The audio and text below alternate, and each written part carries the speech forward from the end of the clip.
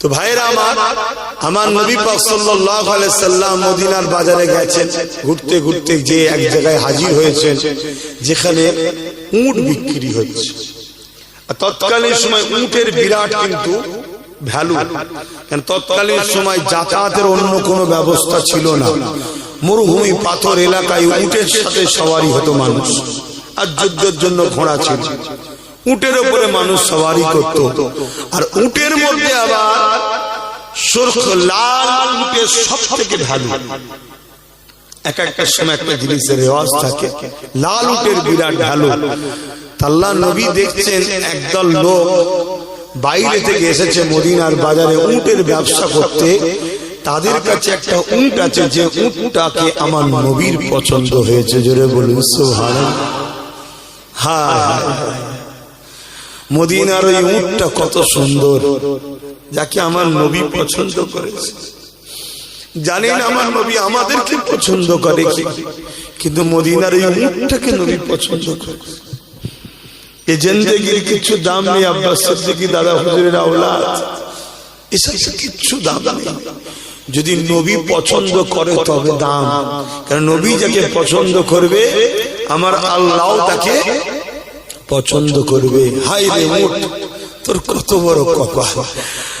আশরাফুল মখলুকাত, হয়তো মানুষ বলবে মানুষ তো আশরাফুল মখলুকাত, কিন্তু আপনারা কোরআনের ওই আয়াতটা পড়েননি?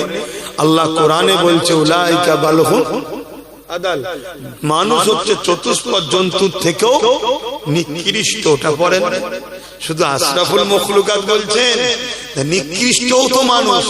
আশরাফুল মখলুকাত কে? যাকে নবী পছন্দ করেছে। জোরে বলুন সুবহানাল্লাহ।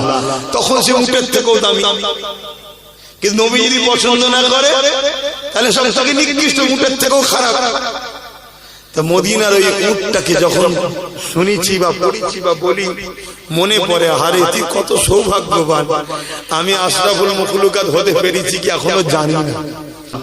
আল্লাহ নবী উটের মালিকদের বললেন, তখনকার সময় একটা উটকে 4-5 জন মিলে বিক্রি করতো, পয়সা কম তো, 4-5 জন মিলে কিনেছে, যা লাভ হবে 4-5 জন ভাগ করবে। এখনো অনেক সময় হয়, কুরবানির সময় দেখবেন একটা বড় গরুকে 5 জন মিলে খরিদ করেছে, 1 লাখ টাকা দাম। কথা বুঝেছে? 5 কুড়ি সব 20,000 করে দিয়েছে, বিক্রি হলো 1.5 লাখ টাকা। বুঝাবার জন্য বলছি, কুরবানির সময় মানুষ সুন্দর দেখে, পয়সা দেখে না, ওই সুযোগে ধরেন একটু ইনকাম হয়ে যায়, 1.5 লাখ টাকা দাম। তাহলে কি হবে? সবাই 10,000 টাকা করে লাভ পেয়ে গেল, 5 জন মিলে ব্যবসা করছে। আল্লাহ নবী বললেন, এই উটটা কি আমাকে দেয়া যাবে?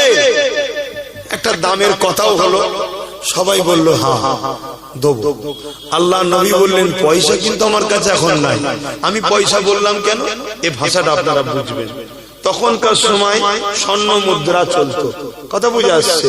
ওটা বললে অনেকে বুঝতে নাও পারে, পয়সাটা চট করে বুঝিয়ে যাবে।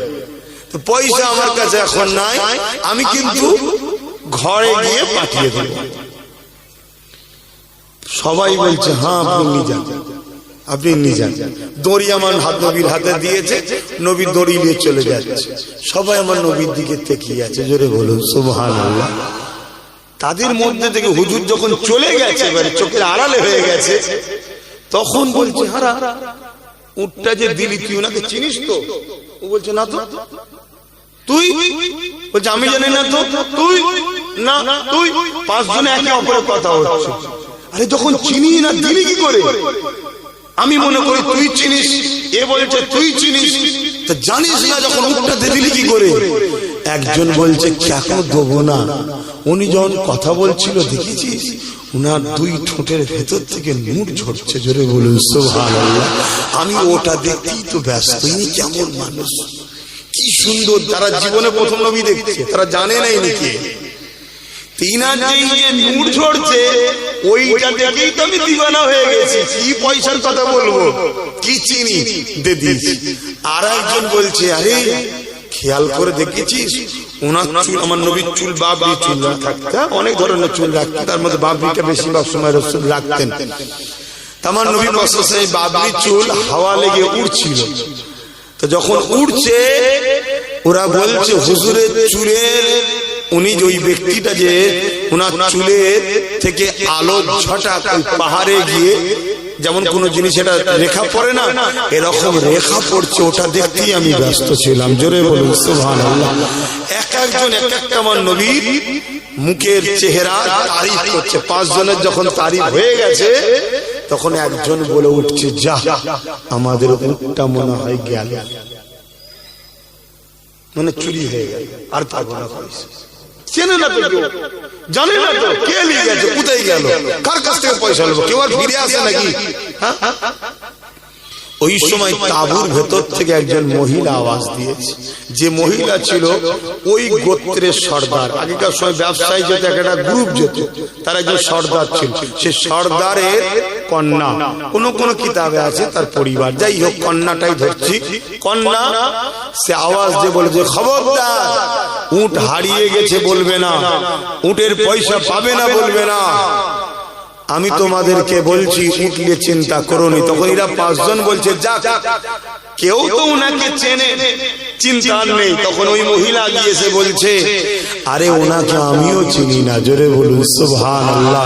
তাহলে জিম্মেদার হলেন কেন? বলছে উনার কথাবার্তা, চাল চলন, আখলাক বলছে উনি কখনো প্রতারণাকারী হতে পারে না। জোরে বলুন সুবহানাল্লাহ। তো উনি যদি পয়সা না দেয়, আমি ভাই কথা চলছে, এমন সময় আমার নবীর এক সাহাবী এসে বলছে, উটের মালিক কারা? তারা বলছে আমরা। কেন, কি হয়েছে? না, আমাদের হুজুর উটের পয়সা দিয়ে। কে উনি? বলছে চতুর্দিকে দেখতে পাচ্ছ না খেজুর গাছ, এটা মদিনা শরীফ, উনি হলেন আখিরি নবী মুহাম্মদুর রাসূল। জোরে বলুন সুবহানাল্লাহ। তারা সবাই বলতে লেগেছে, পয়সা দিতে লাগবে না, ওনার কাছে আমাদেরকে নিয়ে চলো।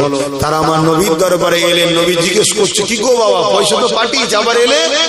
বলছেন, হুজুর পয়সা লাগবে না, আপনার কদমের তলায় একটু আমাদের জায়গা লাগবে। জোরে বলুন সুবহানাল্লাহ। সব ইমানের কলেমা পড়ে মুসলমান হয়ে গেল। জোরে বলুন।